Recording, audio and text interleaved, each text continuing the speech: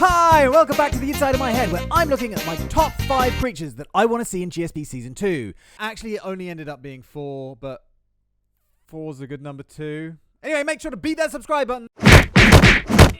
Now, Singular Point blazes its own trail and really does things its own way, so Season 2 won't be as simple as just throwing in new bad guys for Godzilla to fight. Like in Season 1, it could be that they fuse 2 or more designs together, or come up with new ones entirely. But let's say they do pick a monster or 2 from what's come before. Which ones would you want to see? In this video, we're going to go over my top picks. Now, just to specify, these are creatures that are new to GSP that we haven't seen in Season 1. As much as I want to see that Godzilla Salunga showdown, I won't be including Salunga on this list, nor Mothra, nor Godzilla himself, who of course will probably feature in Season 2. So without further ado, Biollante. A completely immortal plant who can break apart into spores and float off into space? Sounds fucking nuts, and I love it. Basically, this guy was made by fusing the DNA of this woman right here, a rose, and Godzilla. Why would anyone do this? Well, basically, this scientist is trying to bioengineer a plant that can survive in the desert. And when his daughter is killed, well, he splices her DNA into a rose bush and throws some Godzilla juice in there. Look, I'm simplifying, but there's no two ways about it. It's kind of out there. Now, I picked Biollante not only because she's one of my favorite Godzilla opponents, but also because of the way GSP went down. I can really see her being the perfect fit. In Godzilla vs. Biollante, she already had 2 different forms, technically 3, which fit perfectly with GSP's formula of having every creature, and Jet Jaguar, progress through different evolutions and gradually becoming more powerful. If you didn't know already, Biollante's first form in the 1989 movie is an 85-meter tall giant rose monster with a mouth full of fucking piranha teeth at the center of its, admittedly really quite pretty flower. It's got all these vines with mouths on the end that will wrap you up and bite you square in the gens, as well as dig under the ground and pop up where you least expect them. It walks on all 4 roots and spits fucking acid on your face, and of course, regens real quick too. Anyway, Godzilla hits it with the atomic breath and turns it into spores, and it floats away. Then it grows a more fearsome head with a head full of teeth, and look at this thing, it's undiluted awesome sauce in its purest form. Another reason that I think that Biollante would be a good fit in GSP is that, as we saw in the later episodes, a whole ecosystem started to spring up in the swathes of red dust, with alien plant life starting to cover whole buildings. What happened to that after Godzilla was killed? Did it just wilt and die? Did the army clean it all up? But what if it started to evolve and take on a whole life of its own? Next up, Megagurus. Megagurus is what happens when scientists messing around with black hole devices intended to throw Godzilla into an alternate dimension accidentally let a Meganula into our reality.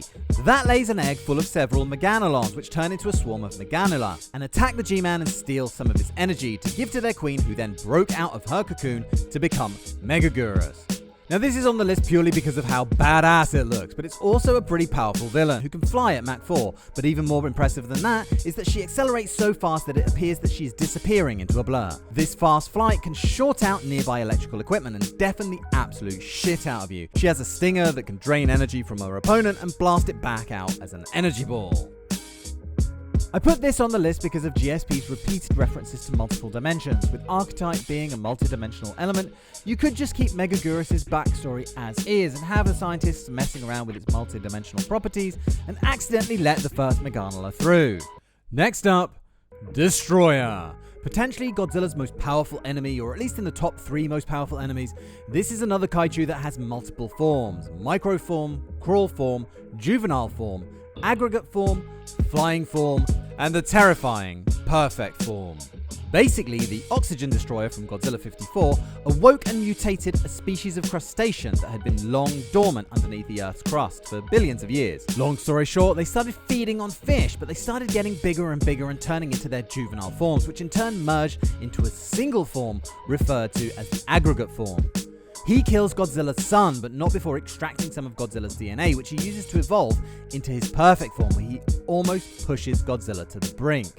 This guy has claws and teeth and pincers. It can inject micro-oxygen into its enemy and is vulnerable only to extreme heat. I put this guy on the list because if there is going to be an opponent for Godzilla in GSP 2, I would want it to be a creature that can really hold its own and not just be brushed aside like the GSP Rodan or the Manda.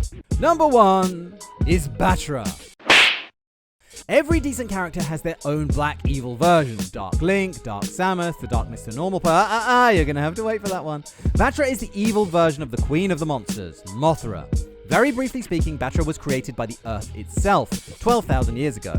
Then when an ancient civilization created a device to control Earth's climate. Oh, it's cool. Turn the planetary heating device up, will ye? Put a bleeding jumper on. Heating the planet costs money, you know. Oh my God, Sobby, what happened? Same thing that always happens. Oh, it's those bloody subscribers again. I'm calling the police. You know, we can't call the police, woman. Not with my history. Mother Nature got all pissed off and sent in Batra to destroy it, but Batra figured it might as well destroy all humans while it was at it.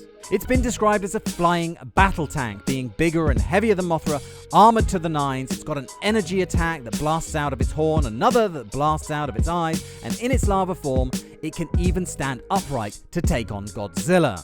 We got a brief look at GSP Mothra in Season 1, hinting at a possible inclusion in Season 2, but what her exact role is going to be is still unknown. But the way I would love it to go down would be with Godzilla returning to fight Mechagodzilla and Mothra growing to her full size to take on this monstrosity. Now, coincidentally, I just saw that Batra was featured in the IDW comic Godzilla Kingdom of Monsters, which I'll be reviewing real soon, so keep an eye out for that. So those are my top picks, and the reason I left Ghidorah and Space Godzilla off this list is simply that I feel that these guys have had, or there's a good chance they're going to have, some exposure in the Godzilla universe in recent times. King Ghidorah in King of the Monsters, and Space Godzilla in whatever the next chapter of the Monsterverse, whatever that may be. So I wanted to give some of the other creatures a bit of a look in.